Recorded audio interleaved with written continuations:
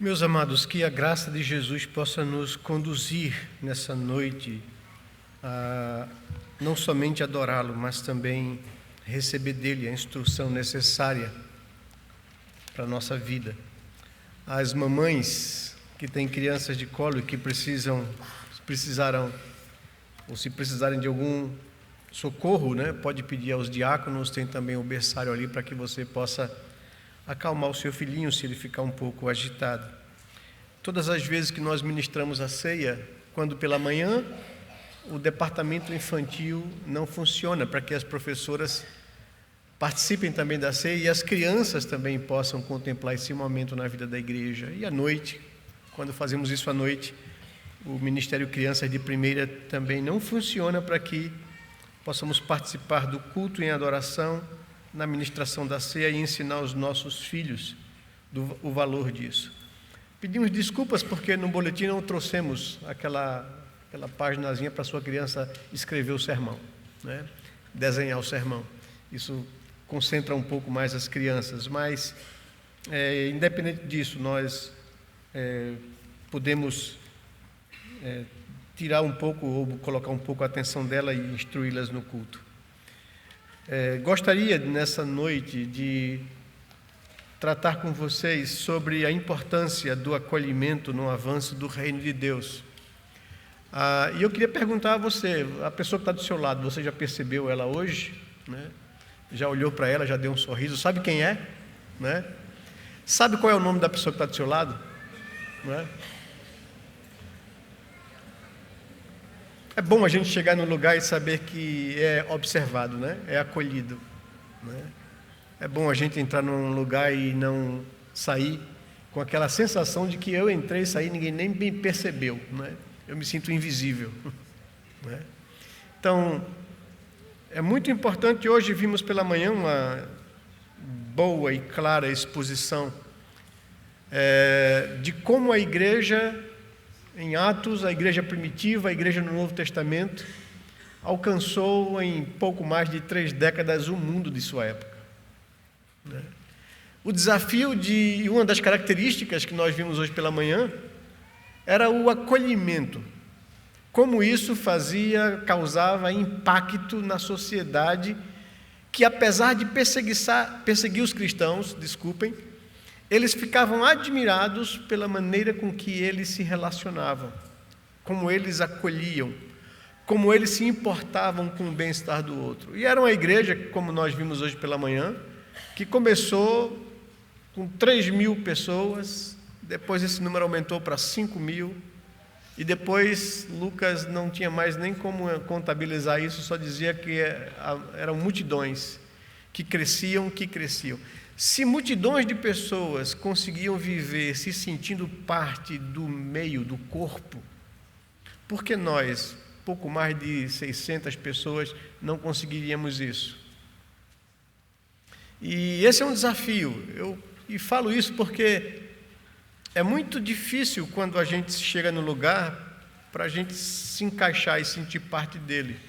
Eu me lembro que 15 anos atrás, 14, 15 anos atrás, Deus nos abriu uma oportunidade de estudarmos fora do Brasil.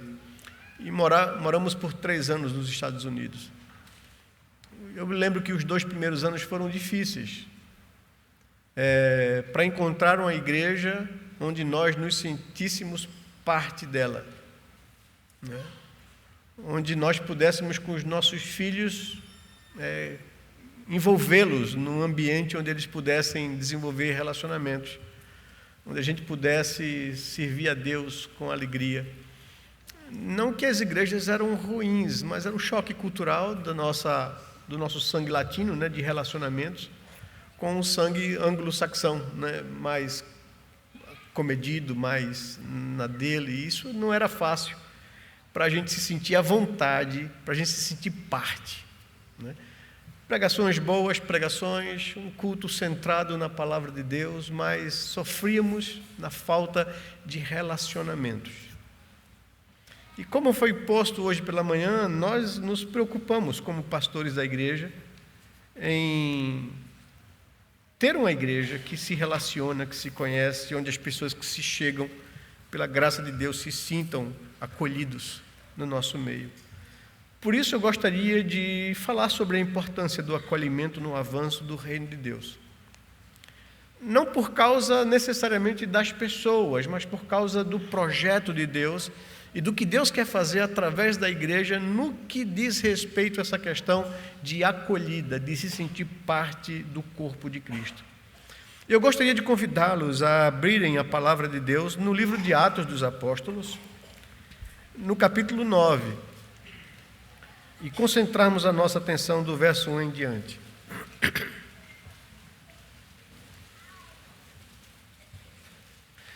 Hoje pela manhã, apesar de a gente sempre conversar, orar juntos como pastores da igreja e conversar sobre os nossos desafios, sobre aquilo que nós percebemos, sobre o diagnóstico que nós vemos na igreja, sobre os desafios, né, a enfrentar. Pastor Augusto hoje baseou a sua mensagem no livro de Atos e eu sentei ali me deliciando. E também no meu coração alegre por um lado, dizer assim, puxa vida, como Deus nos guia, a gente não combinou absolutamente nada disso, e ao mesmo tempo me sentindo desafiado, depois de uma exposição daquela, que é que eu vou falar? Mas, capítulo 9 é um texto para mim muito importante no que tange essa questão de acolhimento e a importância dele para o avanço do reino de Deus.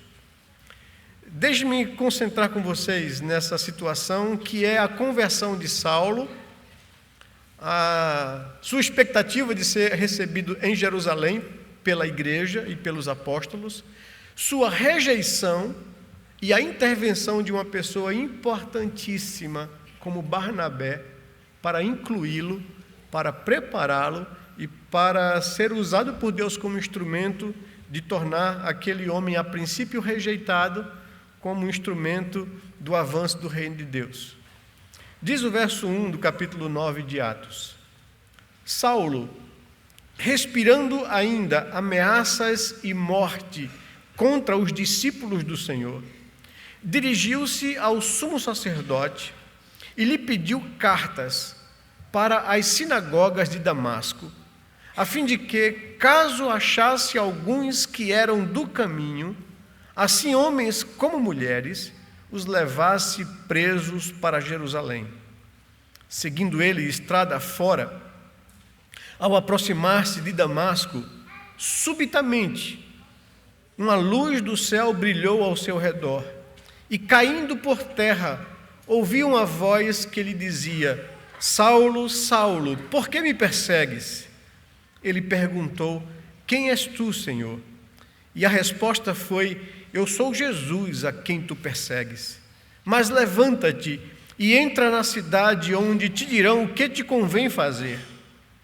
Os seus companheiros de viagem pararam emudecidos, ouvindo a voz, não vendo contudo ninguém. Então se levantou Saulo da terra, e abrindo os olhos, nada podia ver. E guiando-o pela mão, levaram-no para Damasco. Esteve 3 dias sem ver, durante os quais nada comeu nem bebeu. Ora, havia em Damasco um discípulo chamado Ananias. Disse-lhe o Senhor numa visão: Ananias. Ao que respondeu: Eis-me aqui, Senhor. Então o Senhor lhe ordenou: Dispõe-te e vai à rua que se chama Direita, e na casa de Judas procura por Saulo, apelidado de Tarso, pois ele está orando. E viu entrar um homem chamado Ananias e impôs-lhes as mãos para que recuperasse a vista. Ananias, porém, respondeu: Senhor, de muitos tenho ouvido a respeito desse homem. Quantos males tem feito aos teus santos em Jerusalém? E para aqui trouxe autorização dos principais sacerdotes para prender a todos os que invocam o teu nome. Mas o Senhor lhe disse: Vai, porque este é para mim um instrumento escolhido para levar o meu nome perante os gentios e reis, bem como perante os filhos de Israel. Pois eu lhe mostrarei quanto lhe importa sofrer pelo meu nome. Então Ananias foi e, entrando na casa, impôs sobre ele as mãos, dizendo: Saulo, irmão, o Senhor me enviou, a saber, o próprio Jesus, que te apareceu no caminho por onde vinhas, para que recuperes a vista e fiques cheio do Espírito Santo. Imediatamente lhe caíram dos olhos como que umas escamas, e tornou a ver. A seguir levantou-se e foi batizado. E depois de ter se alimentado, sentiu-se fortalecido. Então permaneceu em Damasco alguns dias com os discípulos. E logo pregava nas sinagogas a Jesus, afirmando que este é o Filho de Deus.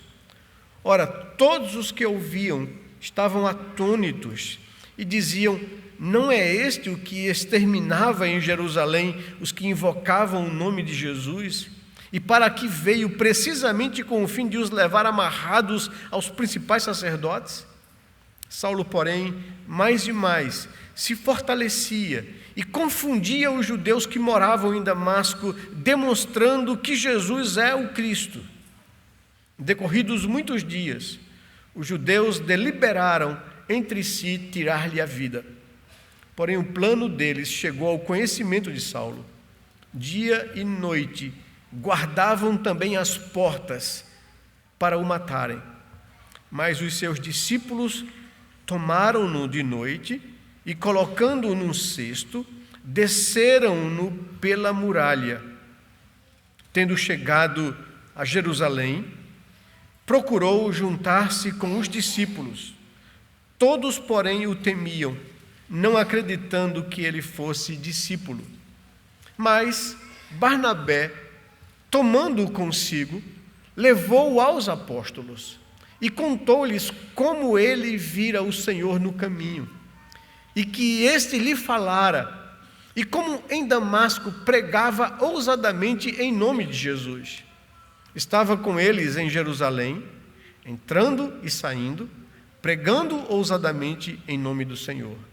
Falava e discutia com os helenistas, mas eles procuravam tirar-lhe a vida. Tendo, porém, isto chegado ao conhecimento dos irmãos, levaram-no até Cesareia e dali o enviaram a Tarso. A igreja, na verdade, tinha paz por toda a Judéia, Galiléia e Samaria, edificando-se e caminhando no temor do Senhor, e no conforto do Espírito Santo crescia em número. Vamos orar a Deus, pedir a sua orientação e direção quando nos deparamos com o texto da sua palavra. Deus bendito, Pai de amor, Deus de misericórdia, nós louvamos o teu nome, Senhor, pelo privilégio de estarmos aqui nessa noite, diante da tua face, cantando os teus louvores, bendizendo os teus atributos e grandeza. Tu és o Deus soberano sobre todas as coisas, Senhor do universo, Deus criador. Tu és o Deus redentor, que enviaste o teu Filho para morrer naquela cruz por nós, por aqueles que tu escolheste para si. Nós queremos louvar o teu nome, porque essa graça nos alcançou, porque fomos justificados das nossas culpas e pecados, porque os nossos olhos foram abertos para o Evangelho de Cristo Jesus. Muito obrigado, Senhor, porque entregaste a vida do teu único Filho para morrer no nosso lugar, pelos nossos pecados e culpas. Muito obrigado que pelo seu sacrifício nós fomos justificados, reconciliados com o Senhor. Tu apresentastes a oferta perfeita, que tirou a tua justiça e juízo de nossas cabeças, ó Senhor Deus, colocando sobre o teu Filho e nos dando a graça da salvação. Nós louvamos o teu nome pelo privilégio de te conhecer e de te adorar e de te cultuar, Senhor, de ouvir a tua voz pela palavra, e te pedimos, em nome de Jesus, Senhor Deus, fale aos nossos corações, que o teu Espírito abra nosso entendimento, aplique as verdades da tua palavra à nossa vida, desafia-nos a viver como igreja, como corpo de Cristo, tendo Jesus como nosso modelo e exemplo. Abençoa-nos, fala ao nosso coração nessa noite, a todos que entraram aqui nesse lugar, que se sintam acolhidos, amados pelo Senhor, que o Senhor possa falar aos nossos corações de forma tremenda nessa noite. É o que nós te pedimos em oração, em nome de Jesus, Pai. Amém, Senhor Deus, amém.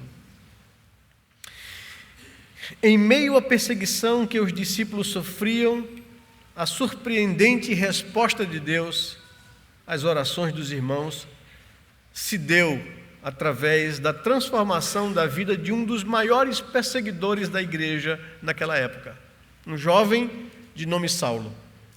Querendo impressionar as autoridades judaicas, aquele jovem se levantou com um zelo religioso e um ódio tremendo contra aqueles seguidores de Jesus.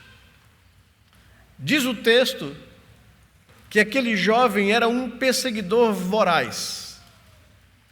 Atos capítulo 7, abra a sua Bíblia aí comigo, por favor, para você perceber o histórico que Lucas faz da intervenção desse moço, jovem ainda. Verso 58 do capítulo 7 de Atos, quando da morte do primeiro mártir do cristianismo, Estevão, como a partir desse ato se desenrolou uma grande perseguição contra os cristãos. E no final do verso 58, depois de relatar a morte de Estevão, diz lá o texto, verso 58, que lançando fora da cidade, o apedrejaram. As testemunhas deixaram suas vestes aos pés de um jovem chamado Saulo. É como se ele estivesse conduzindo, supervisionando e liderando aquela execução. E as pessoas que iam fazer o apedrejamento colocaram as suas vestes aos seus pés e cometeram aquele assassinato. Capítulo 8, verso 1, assim que se dá a morte de Estevão, quando ele é apedrejado, quando ele, sendo apedrejado, invoca o Senhor, dizendo ao Senhor em uma oração final: Senhor Jesus, recebe o meu espírito. Então, ajoelhando-se, clamou em alta voz: Senhor, não lhes imputes este pecado. Com estas palavras, adormeceu. E Saulo consentia na sua morte. Ainda, Lucas vai relatando no livro de Atos, capítulo 9, versos que nós lemos 1 e 2, e Saulo, respirando ainda ameaças e morte contra os discípulos do Senhor, dirigiu-se aos sacerdotes, ao sumo sacerdote, para lhe pedir autorização, documento que lhe desse autoridade para prender cristãos onde ele passasse e encontrasse seguidores do caminho, seguidores de Jesus. Tanto homens quanto mulheres, me deem autoridade para que eu possa prendê-los e trazê-los cativos a Jerusalém para serem julgados e condenados. Ainda o verso 4 diz que, no final do verso 4, Saulo, Saulo, por que me persegues? É a voz que o derruba e que o questiona, dizendo que ele não perseguia apenas as pessoas, mas ao próprio Senhor Jesus. O verso 13 diz: Ananias, respondendo a Deus quando o Senhor, em visão, lhe manda ir ao encontro de Saulo em Damasco para orar por ele, para curá-lo da cegueira que se deu naquele encontro, Ananias responde: Senhor, de muitos tenho ouvido a respeito desse homem, quantos males ele tem feito aos teus santos em Jerusalém? Por que eu tenho que ir orar por esse homem? O medo era que ele pudesse agora assolar a igreja em Damasco. Ainda, o verso 14 nos diz: ele para aqui trouxe a autorização dos principais sacerdotes para prender a todos os que invocam o teu nome. Então ele era um perseguidor, um voraz perseguidor do cristianismo, da igreja que surgia naquela época. Um perseguidor que foi alcançado e convertido pela graça de Deus. E aí está a resposta às orações. Nós vimos hoje pela manhã, na exposição do pastor Augustus, que uma das marcas da igreja que fez com que ela avançasse e crescesse tanto, se multiplicasse, era a oração. E como Pedro e João, presos e ameaçados pelo sinédrio, foram soltos, encontraram os irmãos e testificaram quantas ameaças sofreram. E a igreja unânime levantou a voz a Deus, dizendo: Senhor, concede aos teus servos que a gente não enfraqueça, não se acovarde, mas que preguemos a Cristo com autoridade, apesar das ameaças de perseguição. E o Senhor, respondendo à oração, trouxe à fé um dos maiores perseguidores do cristianismo, o jovem Saulo de Tarso. E uma das coisas que nós aprendemos com isso é que a igreja não pediu que Deus vingasse ou castigasse ou pesasse a mão sobre os perseguidores, mas sim que desse à igreja coragem para enfrentar as perseguições e pregar a Cristo, né? E Deus, em resposta a essas orações, dá poder à igreja e à autoridade e ainda traz os perseguidores à fé. E aquele jovem é alcançado, aquele jovem que saiu com tanto ódio para prender cristãos, é confrontado com Deus no caminho de Damasco, e nós conhecemos a história: Saulo, Saulo, por que me persegues? E ele responde: quem és tu? Que voz é essa? E ele disse: eu sou Jesus a quem tu persegues. Mas levanta-te, entra na cidade onde te dirão o que convém fazer. E o que convém fazer agora era pregar a Cristo. O perseguido foi alcançado, e o perseguido seria agora um divulgador desse evangelho. Mas o perseguido, ele foi rejeitado. Rejeitado com todos os motivos. A igreja não acreditou na conversão dele. Isso poderia ser uma armação de Paulo para penetrar dentro da igreja e conhecer os cristãos, e conhecer quem seguia de fato a Cristo. A igreja vivia de forma clandestina. Ela não era uma igreja que podia se manifestar publicamente como nós estamos fazendo aqui. A igreja subsistia nas casas dos irmãos, boca pequena, sem que ninguém soubesse quem de fato é cristão. O trabalho era de formiguinha.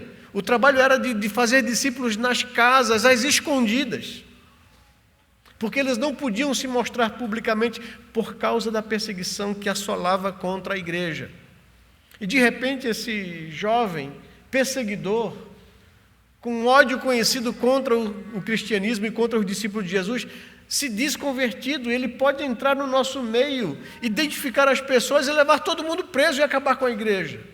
Então havia desconfiança. E por causa disso, rejeição.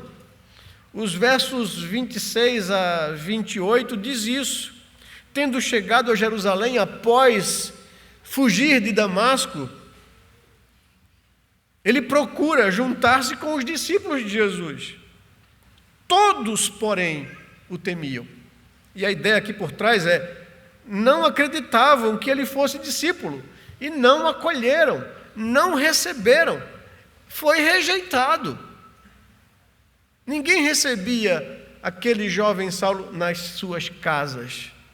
A igreja que se reunia nos lares, nos grupos pequenos, não recebiam ele por desconfiança, não queriam manter comunhão com ele. Ele não tinha acesso aos irmãos, aos discípulos em Jerusalém. Se sentia um peixe fora d'água e rejeitado. Mas ele se torna um divulgador. Verso 15, verso 20. Ainda em Damasco, diz o texto no verso 15: mas o Senhor disse a Ananias: porque este é para mim um instrumento escolhido para levar o meu nome perante os gentios e reis, como perante os filhos de Israel. Verso 20 diz: e logo ele pregava nas sinagogas a Jesus, afirmando que este é o Filho de Deus. E depois de perseguidor, um perseguidor alcançado e convertido, um perseguidor rejeitado, um perseguidor divulgador do Evangelho, se torna um perseguidor perseguido. E aí o apóstolo Paulo vai experimentar dor e sofrimento, de fato, por ter se comprometido com Cristo. Às segundas-feiras à noite, aqui na nossa exposição das Escrituras, nós temos estudado 2 Coríntios. E a gente vê quanto Paulo sofreu perseguição durante todo o seu ministério e vida. Perseguição dos de dentro, perseguição dos de fora. Perseguição dos patrícios, perseguição dos gentios. Perseguição dos judeus religiosos, perseguição do Império Romano contra ele. E como esse homem sofreu. E essas perseguições eram motivos para os seus opositores dizer que ele não era de Deus. Porque um homem não podia sofrer tanto o que ele sofre se ele fosse de fato um servo de Deus. Uma das preocupações que nos assolam nesses momentos de vida da igreja é, de fato, sermos uma igreja acolhedora, termos entre nós um ambiente onde as pessoas que se chegam à fé possam se sentir parte do corpo de Cristo. E muitas vezes isso se torna difícil, porque, vez ou outra, eu tenho ouvido, né? Pastor, a igreja está crescendo muito, todo domingo é gente diferente, a gente não conhece mais ninguém, né? Isso não devia ser uma fala de lamento, mas de alegria, né? E, claro, nossa preocupação é não fazer com que haja um ajuntamento todo domingo aqui, onde ninguém se conhece, onde ninguém consegue se relacionar, onde eu entro na igreja, não sou percebido nem notado, ninguém procura conhecer quem eu sou, e eu vou embora e pronto. Não, isso não é igreja, né? A gente vai para assistir um filme no cinema e se senta numa cadeira, não sabe nem quem está lá com a gente. A gente vai assistir um show, uma peça teatral, né, um balé, como fomos ontem, eu e minha esposa, né, para assistir, e não conhecemos ninguém ali. Mas igreja não é isso. Nós não vimos a igreja sentar em poltronas para assistir um culto, mas para participar e oferecer a Deus um culto. E isso diz respeito à nossa comunhão como corpo de Cristo, como igreja do Senhor. Então eu preciso desenvolver relacionamentos, eu preciso de pessoas, eu preciso me sentir parte e acolhido. E isso é muito importante. Sentir-se um peixe fora d'água, à parte, com dificuldade de se encaixar no corpo, é algo ruim. Até se sentir acolhido, amado, como parte do corpo, me sentir em casa, como da família de Deus. E é bom. E foi isso que aconteceu com o jovem Saulo. Mas em meio àquela rejeição, aquela desconfiança e até mesmo resistência, ele não, de olhar para ele e dizer ele não é digno de estar aqui, ele perseguiu a igreja de Deus. Ele mesmo se considerava assim, ele falou, eu não sou digno do ministério, porque eu persegui a igreja de Deus. Agora, isso pode ser quebrado quando ele é acolhido, amado. E por isso a importância do acolhimento no avanço do reino de Deus. Não por causa necessariamente das pessoas, mas do projeto de Deus. Deus manifesta a Ananias o que ele queria com a conversão daquele jovem. Ananias, não resista ao fato dele ser um perseguidor. Ele, para mim, é um instrumento valioso no anúncio do Evangelho. Certa vez o apóstolo Paulo, escrevendo a carta a Timóteo, ele diz isso. Se Deus pegou uma pessoa como eu, que não sou digno de ser chamado apóstolo, porque eu persegui a igreja de Deus, eu matei gente, eu prendi gente inocente, por um zelo cego, eu não sou digno de ser chamado apóstolo. Mas se Deus pegou uma pessoa como eu e transformou num servo, num vaso de bênção para anunciar a Cristo, pode fazer isso com qualquer pessoa. Paulo usa o exemplo dele como... E é exatamente isso que Deus quer fazer. E essa percepção de acolhimento contribui para esse projeto do avanço do reino de Deus. Alguém quebrou o padrão de resistência que havia ali em Jerusalém. Alguém destoou do medo, alguém destoou da indiferença, alguém destoou da resistência, da rejeição, alguém destoou. Diz o versículo 27 do texto que nós tomamos por base. Verso 26 diz que, tendo chegado ele a Jerusalém, procurou juntar-se com os discípulos, procurou comunhão com o corpo de Cristo ali em Jerusalém, procurou conhecer a primeira igreja cristã surgida ali em Pentecostes, procurou os apóstolos, os pastores que foram testemunhas de Jesus, que aprenderam aos pés de Jesus, procurou essas pessoas para deles receber alguma coisa, para deles aprender, para compartilhar um pouco e aprender um pouco. Todos, porém, temiam, não acreditando que ele fosse discípulo. Todos, porém, o evitaram. Todos, porém, o rejeitaram. Mas o verso 27 diz: mas Barnabé não. Houve alguém que quebrou o padrão da indiferença. Houve alguém que agiu de forma diferente e chamou a atenção. Quem era esse Barnabé? Quem é essa pessoa que age diferente de todos os demais? Atos capítulo 4, Lucas nos apresenta quem é esse Barnabé. Em apenas 2 versículos. Diz lá: José, a quem os apóstolos deram o sobrenome de Barnabé, que quer dizer filho de exortação, levita, natural de Chipre, como tivesse um campo vendendo, trouxe o preço e o depositou aos pés dos apóstolos. É só isso, a apresentação de Barnabé. Quem era ele? Seu nome original, José. Um nome comum, uma pessoa comum.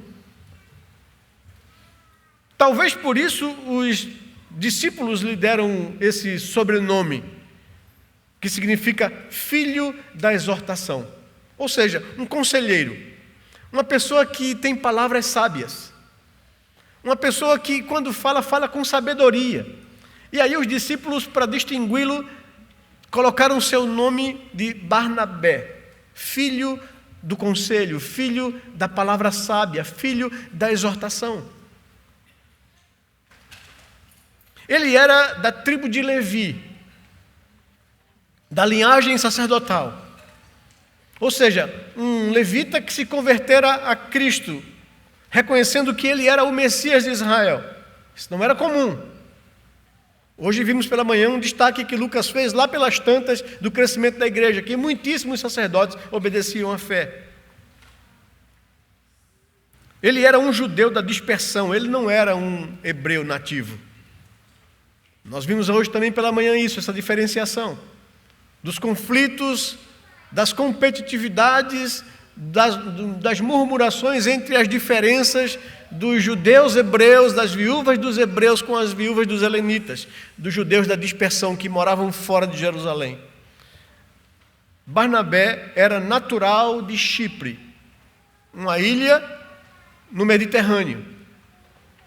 Ou seja, ele nasceu, ele era natural, nasceu lá, era judeu, mas um judeu da dispersão que não era filho da região de Jerusalém.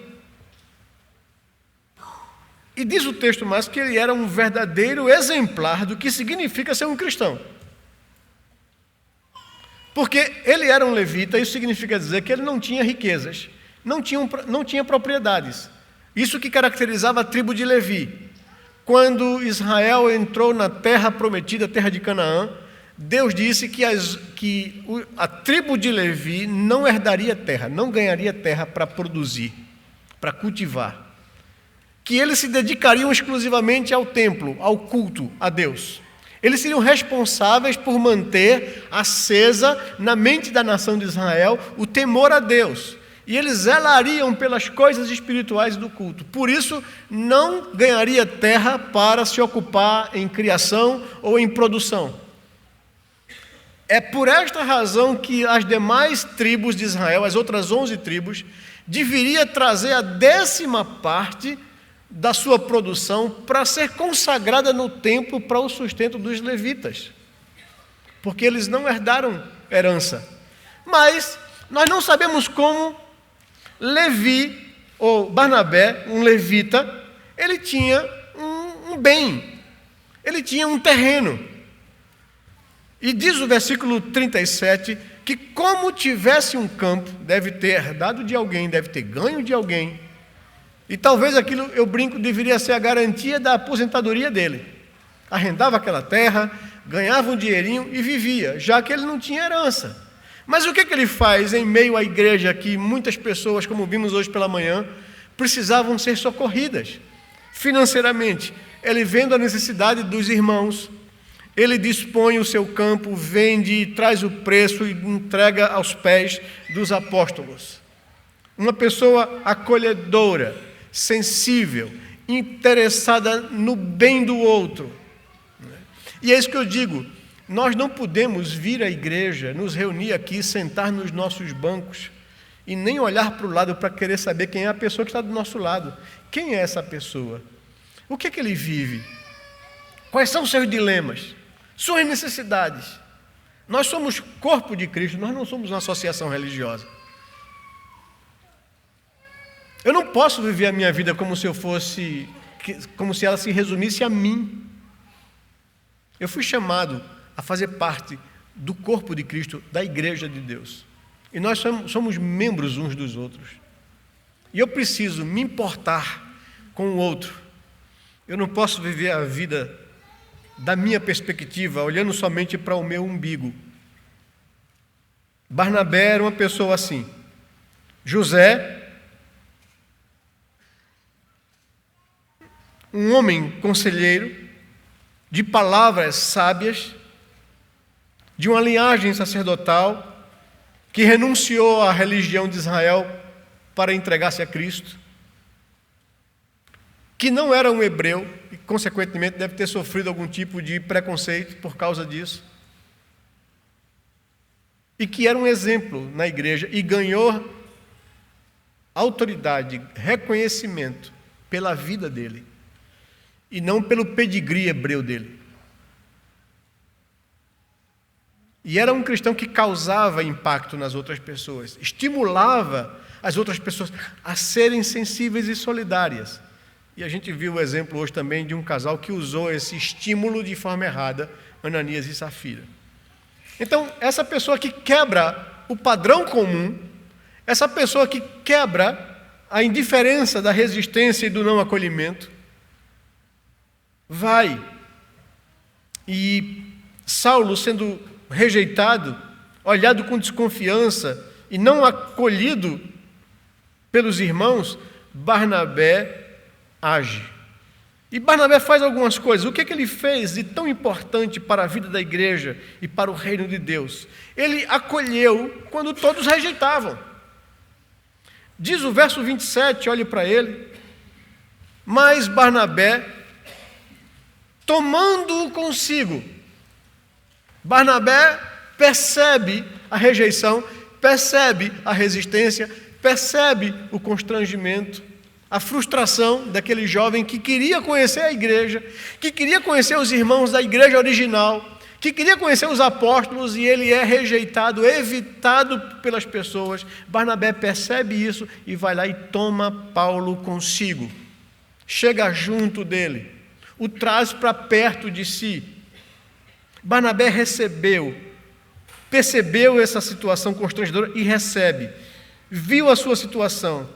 E o que ele faz? Ele recebe, ele acolhe, ele traz para perto de si.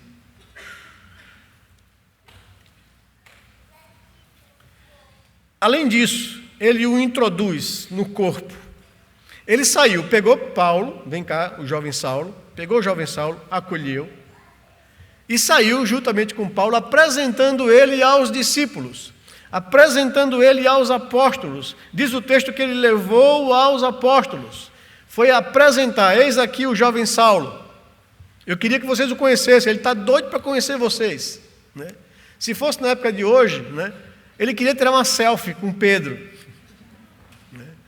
Ele queria tirar uma selfie com João, né, para postar no Instagram dele, para dizer: olha, eu estive lá em Jerusalém e conheci os apóstolos de Jesus, né? Mas ele não teve essa acolhida, e Barnabé tomou consigo e foi apresentar um a um. Vem cá, Pedro, vem cá, deixa eu te apresentar esse jovem aqui, né? Ele quer tirar uma selfie com você, né?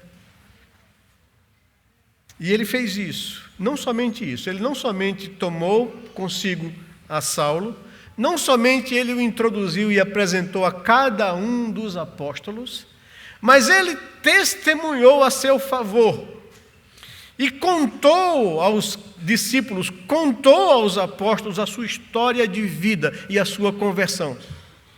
Foi lá um a um para dizer o que ele passou, o que ele no caminho de Damasco aconteceu na vida dele. Contou-lhes como ele vira o Senhor no caminho e como ele passou a pregar a Cristo de forma ousada, corajosa. E o resultado disso, meus irmãos, desse acolhimento na vida do jovem Saulo, o verso 28 nos diz: Saulo foi recebido no corpo de Cristo. Diz o verso 28 que estava com eles em Jerusalém. Ele passou a fazer parte. Estava com os apóstolos o tempo todo. Estava com os discípulos, aquele que fora rejeitado anteriormente, por causa da intervenção de Barnabé, que tomou esse jovem para si, que percebeu o constrangimento e que trouxe ele para si, que o introduziu, que o apresentou a cada pessoa. Eu fico muito feliz, às vezes, quando vejo um crente aqui da igreja chegar para mim ali depois do culto, ou numa situação aí embaixo, dizer: pastor, vem cá que eu quero lhe apresentar umas pessoas que têm vindo à igreja. E me apresenta, diz o nome, conta um pouquinho da história da pessoa. E aí eu vejo, puxa vida, a pessoa está se importando, está olhando para o lado. Não está vindo para a igreja somente para assistir ou para prestar um culto, acabou, vai embora. Não, ele está olhando para o lado. Quem são as pessoas que estão aqui?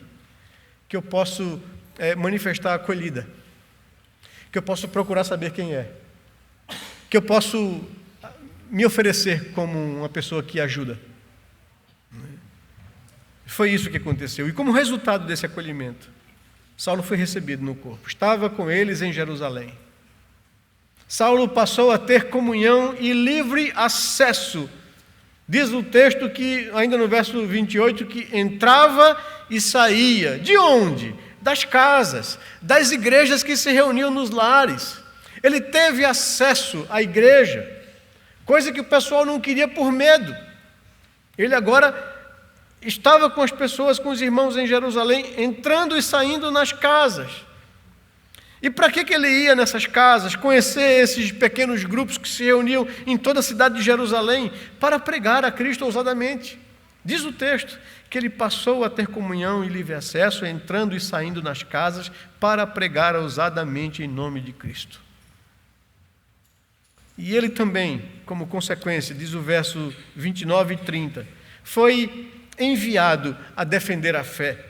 Diz o verso 29 que, além dele ter essa comunhão com eles em Jerusalém, de estar com ele, além de entrar e sair nas casas pregando a Cristo e ensinando nos pequenos grupos da igreja, verso 29 falava e discutia com os helenistas, com os pensadores gregos, com aqueles que discutiam a fé. Paulo foi enviado pela igreja para falar e debater com as pessoas helênicas sobre Cristo Jesus. E o verso 30, ele foi protegido pelos irmãos também quando foi ameaçado de perseguição. Diz o verso 30 que esses helenistas, não conseguindo vencê-lo no argumento, procuravam tirar-lhe a vida. Tendo, porém, isso chegado ao conhecimento dos irmãos da igreja, que a vida de Paulo estava sob ameaça, que estavam tentando matá-lo porque ele pregava a Cristo de forma ousada e debatia com os pensadores lá em Jerusalém, levaram-no até Cesareia e dali o enviaram de forma segura para Tarso. Então vejam, aquele que havia a princípio sido rejeitado, olhado com desconfiança, não acolhido, pela intervenção de um homem, Barnabé, que o tomou para si, que o introduziu e apresentou às pessoas, que testemunhou a seu favor acerca da sua conversão verdadeira, fez com que Paulo fosse recebido no corpo, que ele desenvolvesse comunhão e livre acesso com os irmãos, que ele pudesse pregar a Cristo em nome da igreja, e também foi protegido pela igreja de forma segura e levado a salvo para fora de Jerusalém, para que ele não fosse morto. Irmãos, quando a gente depara-se com um texto como esse, com lições como essa, nós percebemos aqui algo importante. A necessidade de termos na igreja pessoas como Barnabé. de termos pessoas com essas características. Porque a vida não acabou aí. Tem algo muito importante na vida de Barnabé. Barnabé era uma pessoa que tinha de Deus um dom magnífico e maravilhoso. Um dom de observar. Um dom de prestar atenção nas pessoas. Um dom de ser sensível aos outros. Um dom de não viver egoisticamente a sua vida, como se o mundo girasse em torno da minha vontade e do meu querer e do meu bem-estar.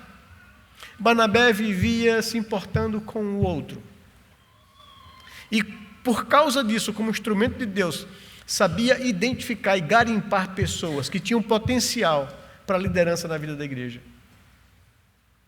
Barnabé treinava e preparava pessoas para servir ao reino de Deus. Investiu a sua vida nisso. Não foi um dos maiores nomes do cristianismo do Novo Testamento. Não tem tanto destaque assim como o próprio Paulo. Mas homens como Barnabé, que faz um trabalho de bastidor, que treina, que prepara, que habilita, que levanta pessoas para que o nome de Deus seja glorificado e conhecido, são pessoas necessárias e importantes na vida do corpo de Cristo, a igreja do Senhor. Capítulo 11 de Atos, se você passar algumas páginas da sua Bíblia, você vai encontrar tal era a credibilidade desse homem, tal era o respeito que os discípulos, os apóstolos tinham na pessoa de Barnabé, que no verso 19 e 26 a 26 do capítulo 11, o evangelho chega a Antioquia, a igreja expande, se multiplica e chega ao mundo gentílico. E diz o verso 19 do capítulo 11 de Atos, que então, os que foram dispersos pela perseguição que Deus levantou sobre a igreja em Jerusalém, os que foram dispersos por causa da tribulação que sobreveio a Estevão, se espalharam até a Fenícia, Chipre e Antioquia, não anunciando a ninguém a palavra, senão somente aos judeus. Alguns deles, porém, que eram de Chipre e de Cirene, e que foram até Antioquia, falavam também aos gregos, anunciando-lhes o evangelho de Jesus. A mão do Senhor estava com eles, e muitos, crendo, se converteram ao Senhor. A notícia a respeito deles chegou aos ouvidos da igreja que estava em Jerusalém, e enviaram Barnabé até Antioquia. Quem é a pessoa adequada para ir lá e fazer essa leitura? Para diagnosticar de fato se isso é uma igreja saudável e boa, se o que está acontecendo ali é algo de Deus. Quem é que pode ir lá confirmar essa igreja, solidificar a fé desses irmãos? Barnabé, o conselheiro, um homem de palavras sábias, um modelo de cristianismo que deveria ser observado, alguém sensível ao outro.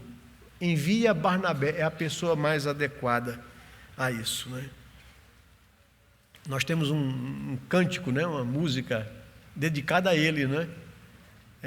Não fica bem a gente passar bem e o outro carestia, ainda mais quando se sabe o que fazer e não se faz, né?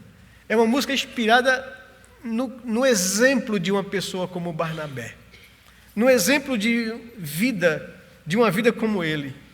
Não fica bem a gente passar bem e o outro carestia, ainda mais quando se sabe o que fazer e não se faz. Como fruto do amor de Cristo, fruto do seu compromisso, vendeu o homem o que tinha e repartiu. Era seu nome Barnabé, natural de Chipre, também chamado de José das Consolações, homem bom e piedoso, cheio de temor e fé, homem de Deus. E quando a igreja converteu-se, e quando Saulo converteu-se a Cristo, lhe faltou amigo, alguém que fosse companheiro, fonte de consolo e abrigo. Como fruto do amor de Cristo, fruto do seu compromisso, foi um homem procurá-lo, dando-lhe a mão. Quem é esse homem? Barnabé, natural de Chipre, chamado também de José das Consolações, homem bom e piedoso, cheio de fervor e fé, homem de Deus. E a música continua, a poesia continua. E quando a igreja se espalhou por todo canto que havia, por providência, sim, por mãos de Deus, chegou a Antioquia. Precisando de um pastor de almas, mesmo um pastor de homens, foram procurar aquele que Deus preparou. Quem é esse homem? Barnabé, natural de Chipre, chamado de José das Consolações, homem bom e piedoso, cheio de fervor e fé, homem de Deus. E eu digo, como a igreja necessita de pessoas assim? Como a igreja precisa de pessoas que sejam instrumentos de Deus e tenham essa leitura, essa percepção. Barnabé foi esse homem que, enviado pela igreja, foi confirmar a igreja em Antioquia. E ali chegando, diz o texto, ele se apaixonou pela igreja, ele sentiu o desafio que tinha pela frente, ele viu, movido pelo Espírito Santo, a possibilidade de tornar uma igreja gentílica, a igreja base de anunciação do evangelho a todo o mundo romano, coisa que a igreja em Jerusalém, por mais que tivesse os melhores pastores, os apóstolos de Cristo Jesus, não conseguiu fazê-lo. Capítulo 12, o verso 25, nos diz que Barnabé e Saulo, cumprida a sua missão, voltaram de Jerusalém, levando também consigo a João, apelidado Marcos. E aqui a gente vê Barnabé garimpando o outro jovem, de nome Marcos, quando vai a Jerusalém resolver um problema, como foi colocado hoje pela manhã também. Pessoas como Barnabé são peças importantes, são usadas por Deus na descoberta e no preparo de pessoas em potencial. Ele não desiste de ninguém. E eu quero destacar aqui esse jovem que eles garimparam lá em Jerusalém, chamado Marcos, ou João Marcos. Eles trazem consigo até a cidade de Antioquia. Barnabé, quando em Antioquia, em percebendo o desafio que tinha pela frente, ele foi atrás do jovem Saulo. Diz o verso 25 do capítulo 11, e partiu Barnabé para Tarso à procura de Saulo. E tendo encontrado, levou-o para Antioquia, e por todo um ano se reuniram naquela igreja e ensinaram numerosa multidão. Em Antioquia, pela primeira vez, foram os discípulos de Jesus chamados cristãos, ou seja, seguidores de Cristo, imitadores de Cristo. Pega Paulo, quando rejeitado em Jerusalém, vai atrás de Paulo, quando chega em Antioquia, e traz Paulo para perto de si, e torna aquele jovem o que ele se tornou no futuro, o grande apóstolo dos gentios, por instrumentalidade de Deus, usando a vida de pessoas como Barnabé. E agora Barnabé pega um outro jovem também, chamado Marcos, e Barnabé ensina assim a Paulo a fazer discípulos, e Paulo foi um grande formador de discípulos, um grande treinador de lideranças, administrou e supervisionou uma equipe que plantou igrejas em todo o Império Romano. E ele enviava um para aqui, outro para ali, depois trocava, a igreja está precisando de você aqui, e fazia isso.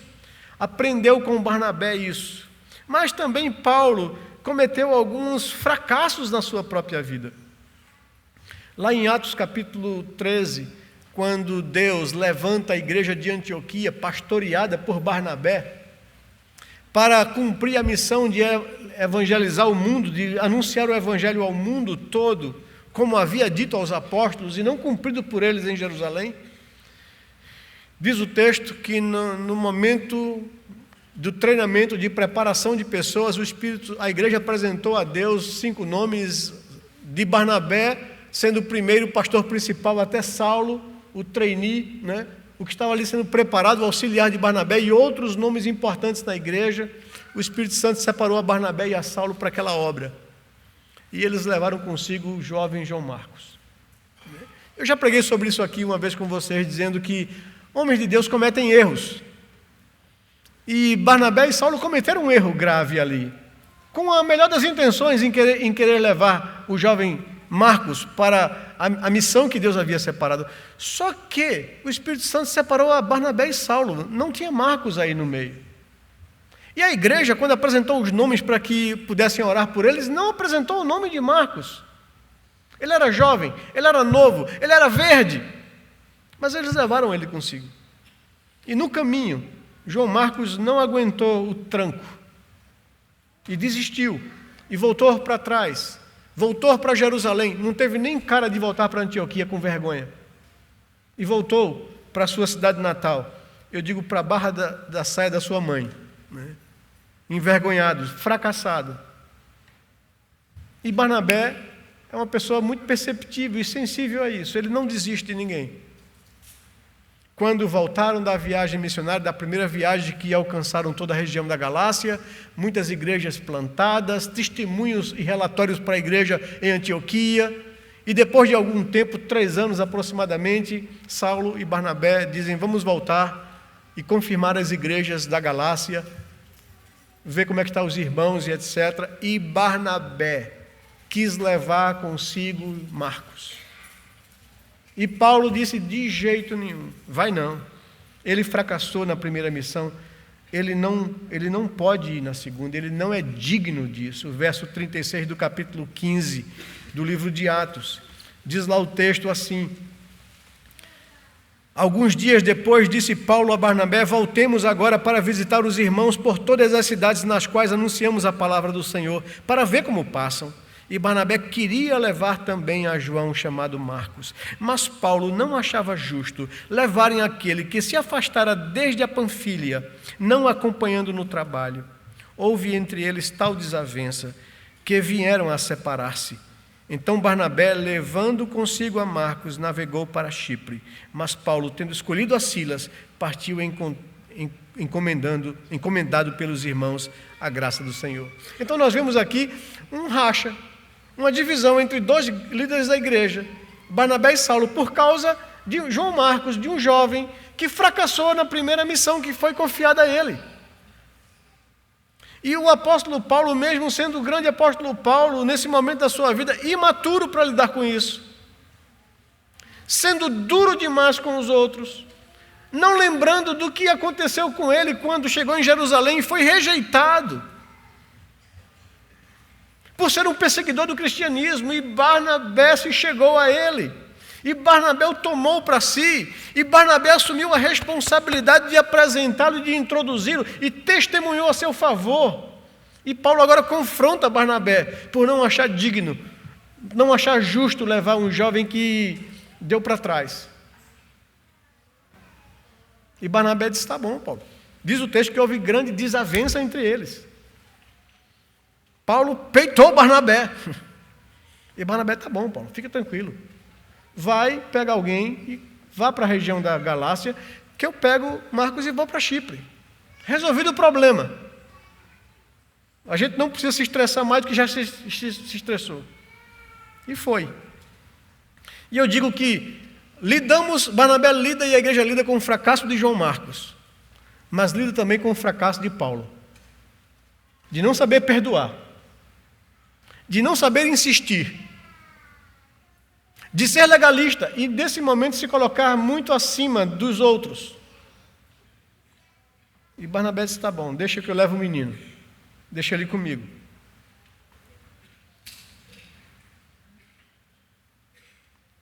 No verso 39 desse capítulo 15, diz que Barnabé acolhe Marcos, não desiste dele, acolhe o caído. E isso é uma característica da igreja, acolher quem cai, não desistir de ninguém. Barnabé faz isso. Depois nós vemos, a história não trata mais desse assunto, não traz detalhe algum, mas Paulo, quando está preso lá em Roma, na sua primeira prisão, faz uma referência a Marcos, se despedindo na carta. No capítulo 4, no verso 10 de Colossenses, nós vemos aqui algo interessante. acontecendo na vida de Paulo. Parece que ele aprendeu a lição, foi aprovado depois daquele fracasso relacional. Ele mandando saudações finais na igreja de Colossos, na carta que escreve, diz: sauda-vos Aristarco, prisioneiro comigo, e Marcos, primo de Barnabé, sobre quem recebestes instruções, se ele for ter convosco, acolhei-o. Que coisa bonita, não é isso? Não é? Um homem que não acolheu Marcos, porque achou ele indigno do Evangelho, agora está dizendo: eu recomendo ele. Eu, na prisão, fui assistido por ele. Ele estava comigo quando eu esteve preso. Acolhei pessoas como João Marcos. E no final da vida de Paulo, quando ele está cônscio da sua morte, da sua execução, quando não há esperança de sobrevivência, quando houve em outras situações de prisão, mas agora ele sabia, revelado pelo Espírito de Deus ao seu coração, que a hora da sua partida era chegado. Paulo tem necessidade de 3 coisas no final da vida dele. Ele diz: eu queria, Timóteo, que você viesse ter comigo.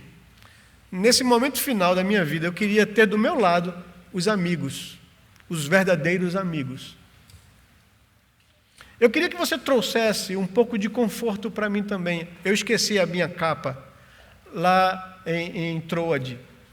E o inverno está chegando, vai ser um frio de matar. Traze a capa, para que eu possa ter um pouco de conforto no final da minha vida. E não te esqueças dos livros e pergaminhos que eu também deixei lá, porque eu quero ler e produzir alguma coisa ainda no final da minha vida. Mas uma coisa me chama a atenção: os amigos, os verdadeiros amigos, no final da caminhada. E quem eram os amigos? E você, quando vai ler o texto de 2 Timóteo, no capítulo 4, no verso 11, a partir do verso 9 ele diz: procura vir ter comigo depressa, Timóteo, porque Demas, um dos companheiros de Paulo, de Marcos, de Timóteo, de Tito e tantos outros, tendo amado o presente século, me abandonou e se foi para Tessalônica. Crescente foi para a Galácia, Tito para a Dalmácia, somente Lucas está comigo. Toma contigo Marcos e traze-o, pois me é útil ao ministério. No final das contas, 3 amigos íntimos: Timóteo, Lucas e Marcos. Que coisa, isso é muito bonito. Isso ensina para a gente a importância de pessoas como Barnabé. Ai de Marcos se não fosse Barnabé. Ai de Paulo se não fosse Barnabé ter insistido em acolher Marcos, quando ele rejeitou. E aí está a importância do acolhimento. Aquele jovem Marcos que um dia fracassou, deu a volta por cima, foi usado por Deus para escrever o primeiro dos 4 evangelhos, que serviu de referência aos demais evangelistas. Lucas se inspirou nos relatos de Marcos para escrever o seu evangelho. Mateus se inspirou em Marcos para escrever o seu evangelho. E João, no final do primeiro século, nos evangelhos que já foram escritos. Mas Marcos foi aquele jovem que, se não houvesse um Barnabé na vida dele, ele teria se perdido. Mas pela graça de Deus, pela misericórdia de Deus, a igreja necessita de pessoas como Barnabé. Para que pessoas não desistam, para que pessoas entrem aqui com o coração aflito, angustiado, buscando alguma resposta, buscando amor, buscando acolhimento, entre e saia sem encontrar isso. Pessoas que vêm buscar ajuda, que vêm buscar palavra, que vêm buscar edificação, que vêm buscar relacionamentos de pessoas que amam o Senhor, precisam encontrar pessoas como Barnabé. E eu pergunto a você, como tem sido a sua vida na igreja? Como você tem desenvolvido os seus relacionamentos? Eu sempre tive na minha consciência que quando Deus me confiou a responsabilidade de pastorear essa igreja,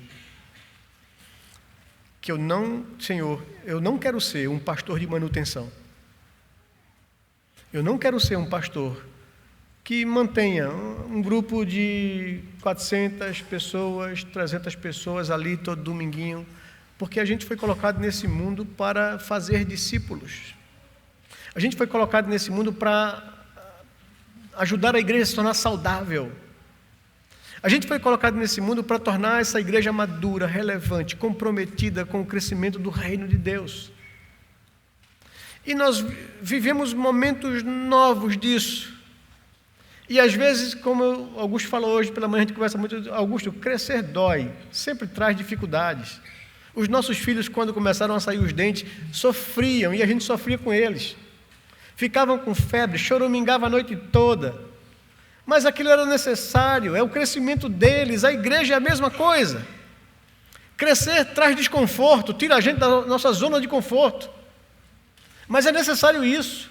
Conversamos como conselho aos presbíteros, temos muita responsabilidade em acolher e discipular as pessoas que chegam, em fazê-las parte do corpo e torná-las conscientes do que é a nossa percepção como igreja local, para nós não perdermos a nossa identidade como igreja local. Nós não queremos nos tornar uma igreja onde as pessoas vêm, assistem o culto e vão embora. Nós não queremos isso. Queremos ser família, corpo de Cristo, gente comprometida com o avanço do reino de Deus. E por isso, é necessário que se multipliquem Barnabés. Pessoas que olham para o lado. Pessoas que percebem a necessidade dos outros. Pessoas que são sensíveis aos outros. Pessoas que acolhem quando percebem rejeição. Pessoas que buscam quando percebem conflitos. Pessoas que podem ser chamadas, deixar de ser José, ninguém, para se tornar Barnabés, conselheiros, gente que tem palavra sadia, sábia, gente que faz bem a gente estar perto delas. Que Deus possa nos fazer uma igreja assim, crentes assim, comprometidos com o reino. Eu queria convidar você a refletir sobre sua vida. Como é que você tem visto essas coisas? Como é que você tem lidado com essas coisas? A sua vida, de fato, é um estímulo para as pessoas que chegam junto de você. Você estimula outras pessoas, você é simpático com as outras pessoas. Às vezes eu penso aqui comigo, com meus botões, não seria necessário a gente chegar aqui no final dos cultos e pedir para que visitantes se apresentem. Eles deveriam se sentir apresentados quando entrarem na igreja. Quando pessoas do lado chegam para ele e dizem, puxa vida, você está vindo aqui à igreja agora? Tem gente que diz, pastor, eu tenho medo de fazer isso, porque eu já fiz isso e dei algumas mancadas. Recebi uma pessoa, que bom você está aqui. Eu já estou aqui há 2 anos, filho. Não tem problema esses micos. A gente tem gente nova e crescendo. É possível que a gente cometa esses micos. Não tenha medo de cometer esses micos. Mas receba as pessoas. Acolha as pessoas. Estimule as pessoas. Façam com que elas se sintam parte do corpo de Cristo. Para que juntos a gente possa servir aos propósitos do reino de Deus. E certamente Deus assim nos abençoará grandemente. Que Deus nos prepare para aquilo que Ele tem planejado para a nossa vida enquanto igreja local, para a glória do Seu nome. Amém?